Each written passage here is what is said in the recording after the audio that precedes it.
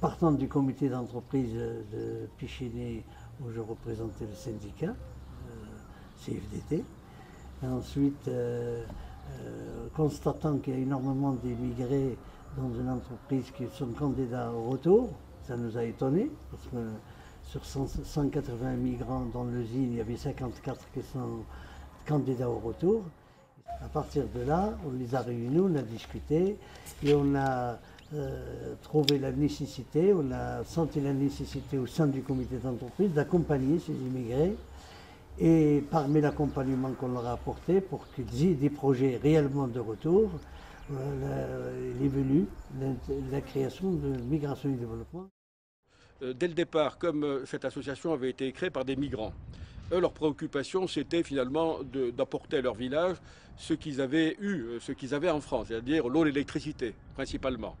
Donc, dans un premier temps, ça a été surtout ça, et pendant les 15 premières années surtout, Migration et Développement a aidé les villages à s'organiser en association et s'est préoccupé de trouver des financements complémentaires à ce qu'apportaient les associations, donc principalement les migrants.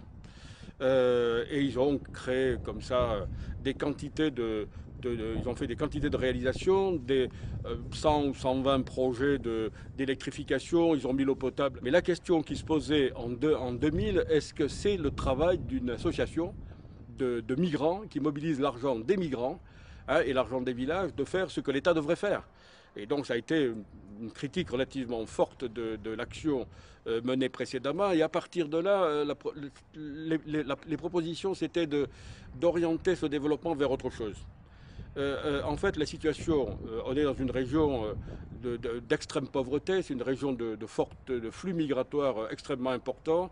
Et c'est la combinaison en fait de la surpopulation de ces zones rurales de montagne avec des ressources naturelles extrêmement faibles, la sécheresse qui est venue se rajouter à ça, et on est arrivé dans un processus de destruction des ressources, de déstructuration sociale et finalement d'appauvrissement généralisé. Et il fallait infléchir cette dynamique négative, qu'on appellerait de mal-développement, et aller vers un développement aboutissant à la maîtrise par les gens de leur propre développement chez eux. Et on est parti d'une hypothèse que le bilan est venu conforter, qui était qu'en mettant l'accent sur deux choses, la formation d'une part, c'est-à-dire le renforcement des capacités, et deuxièmement sur l'organisation, et en particulier l'organisation dans le domaine de l'économie, qui était un domaine que Migration et Développement n'avait jamais vraiment abordé. On pouvait, en utilisant des techniques adaptées au contexte, on pouvait arriver à créer une démarche intéressante, inscrite dans la culture locale, une composante très importante permettant de valoriser les ressources, de préserver le patrimoine, et grâce à ça, d'arriver à une maîtrise du propre développement des populations.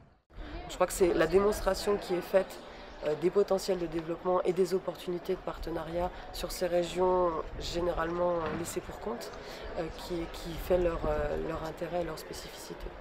Ce que l'association a mobilisé, ce n'est pas simplement les économies du migrant, ce n'est pas seulement son savoir-faire, mais tout cela, y compris son réseau de relations. Alors tout cela, d'abord le migrant pris dans son ensemble, dans tout ce qu'il a pu acquérir dans le lieu de résidence, tout cela au service du développement local.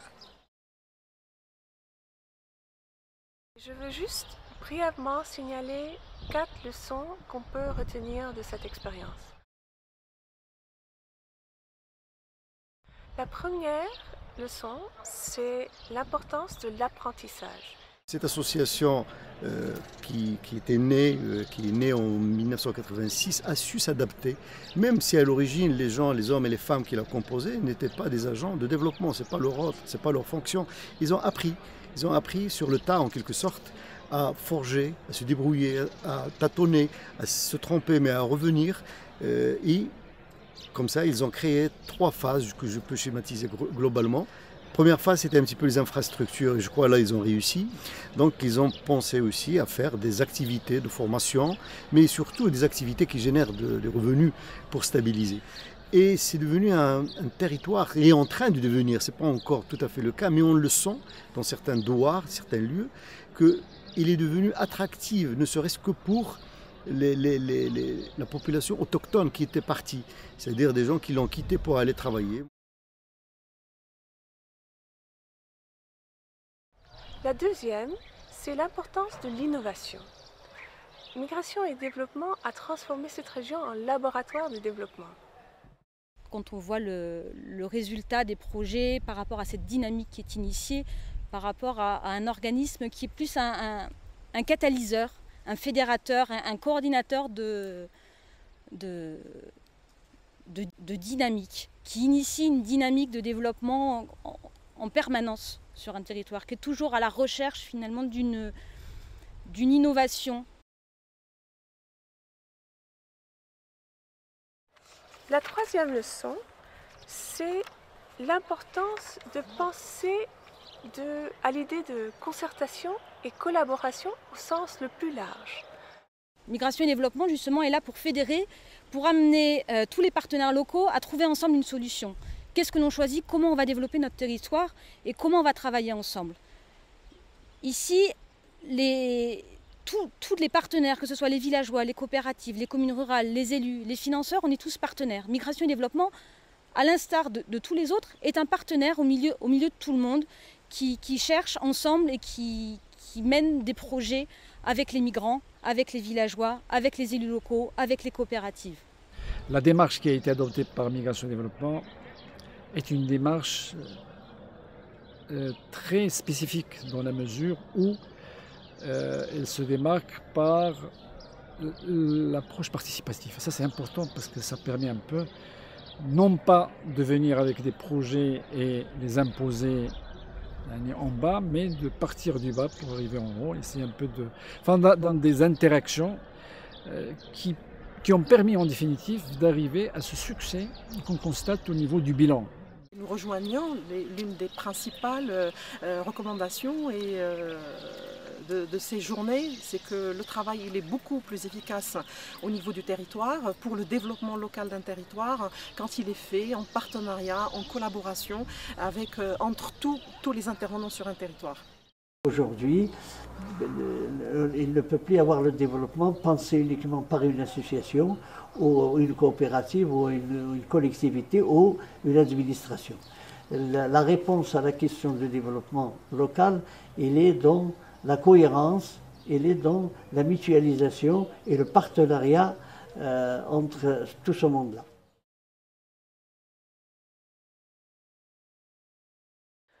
La quatrième leçon, qui est en même temps un atout et une vulnérabilité, c'est l'attention que prête Migration et Développement aux intersections des problèmes.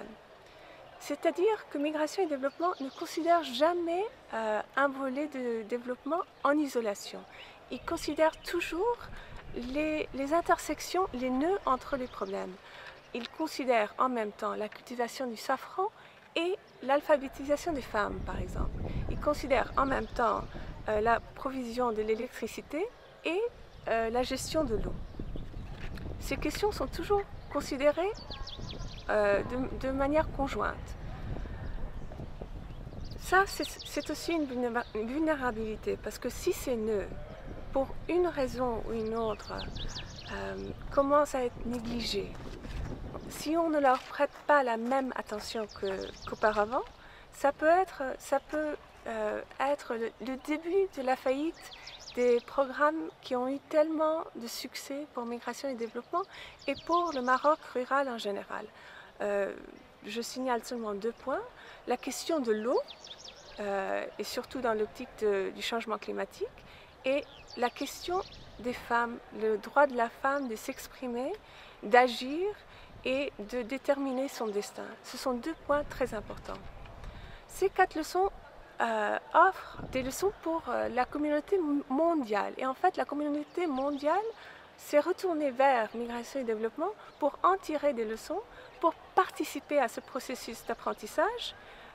Et maintenant, on voit que des associations de migrants de partout dans le monde viennent observer cette expérience, mais aussi des acteurs internationaux comme l'Union européenne, comme la Banque mondiale et d'autres bailleurs de fonds, d'autres acteurs internationaux.